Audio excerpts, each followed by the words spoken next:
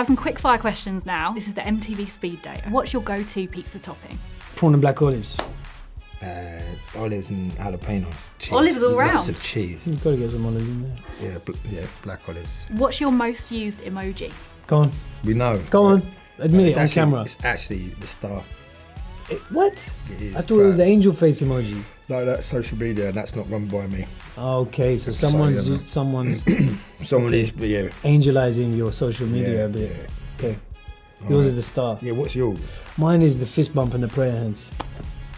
There's someone running your social media who is just obsessed with the angel emoji, basically. Yeah, we'll have to have a word with him now. I haven't actually, I'll have to have a look into that. What's in your pocket Expect right now? gorilla emojis from What's now in on. my pocket? My hotel room key. A pistol and a snooker ball in a sock. Would you rather have fingers as long as arms or arms as long as fingers? Both. Why choose? I want them both. I'm thinking about that. I'm thinking about that. I think I'll continue to think about that forever now. Thank you. Yeah. If you could go on vacation anywhere in the world right now, where would it be? Why did you say vacation? What That's is a very that? American word. What I is don't that? know We why I say said holiday. We say holiday. We say hollybobs, to be fair. Holiday. What is that? What is a holiday? Yeah, right. That is a really nice concept, isn't it? Unpack People that have for me. holidays. What does that mean? That means they take time off of work to go and off of... To be fair, our work can be like play sometimes. Yeah, I mean, that's it was true. fun doing I love doing what I do. if you go anywhere, you know what? I've never been to China. Never been. I'm interested to go. I've heard Yeah. it's all happening. I'd love to go to China as well. Let's do it. Let's do it, yeah. The movie's got such a great cast, and I'd love to know what your funniest or most memorable moment from filming is. There were so many good moments on set, in between so much hard work that had to get done, that it would be hard to pick out and isolate a specific moment for me, because it was quite full on. So it was like moving from one event to another, and it was top heavy with options that needed to get done that day. You sound like basically it was the most depressing No. shit ever. It was like it was So a really she's like, complicated puzzle. could you think of a fun moment? No, We're like kind of we going, were working too hard for we it were to be just that funny. working Do you know what I mean? really hard, trying not to screw it up for all the fans, because you know Yeah. comic book fans are like die-hard fans, and you know you're lucky to have that kind of following around a movie even before it's come out. And there's so many people stopping us on the streets asking about Venom. It's the kind of thing where you want to try and get it right. So everyone was just putting their 110% focus in, to be honest. That was really what we were concentrating on. Is there a particular question fans have been asking the most about Venom? What have they asked you? Is it going to be R-rated?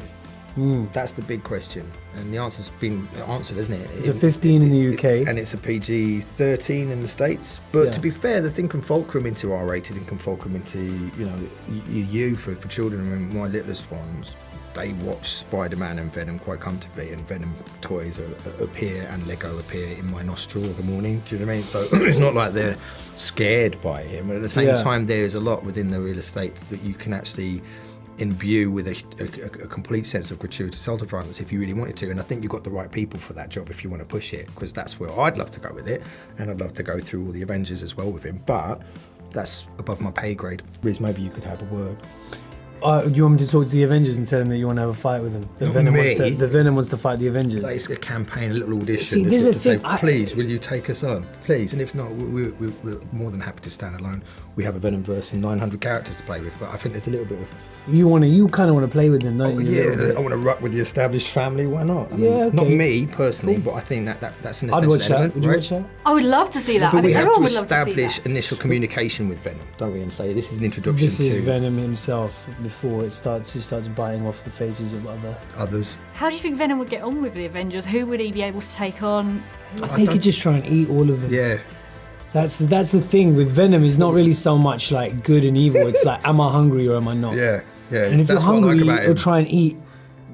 You might try and eat the Hulk. Anything that breathes. I think Venom and Hulk is a good matchup. that's going to be hard to eat. That is, well, you never know. He'll go for it though, won't he? The He'll thing is, try there's it. no backing down on Venom, and it's a fantastic world to play with the Yeah. symbiotes, because they're a different breed of super. It's not really superhero, but it's an enhanced The super world beings. of being. Yeah. Because heroes suggest that they're out there to do heroic acts, and but good. Venom isn't really thinking in those terms. No, it doesn't trade on that level, does he? Of like good or bad. It's more just what is and what's paradoxical and what is grey. Can you imagine him on that side of being good, or is he more of a villain? He's more of like about himself. He's a very self-centered character and contained in that aspect, but you know, I think it's very much he who has the biggest hands eats the most. So there's something quite mercenary. But it's when you put Eddie Brock and Venom together, it's Yes. interesting. It's because it's almost like both the characters are learning the same lesson. Because Eddie Brock starts off, he's just out for himself. I mean, he's trying to save the world with his journalism and his investigative reports, but he's also kind of out for himself. He's willing to do ruthless things to get his story and his scoop. And Venom is basically out for himself, trying to just, eat as much as possible, do what the aliens came in to do.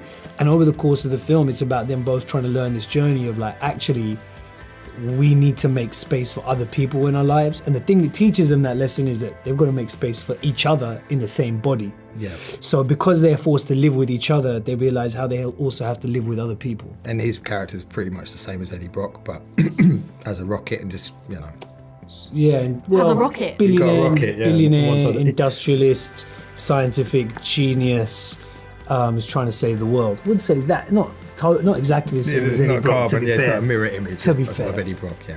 So I wonder what he would make of like Tony Stark then. Yeah. What would my character make of Tony Stark? your character? I think my character would think that Tony Stark it's brilliant, great, all those toys he's making. Those toys look like a lot of fun. But I'm actually trying to save humanity. Got bigger fish to fry. Because I imagine if they're in the same universe, they might have bumped into each other at parties or something. I don't think so. I think Carlton Drake I don't think that party scene, the Tony Stark party scene, is really up his street. They're definitely rivals, aren't they? Like I'm picking up this as sort of... Tony likes to think of them as rivals, but Carlton's just focused on the main goal here, which is making sure humanity's got a future.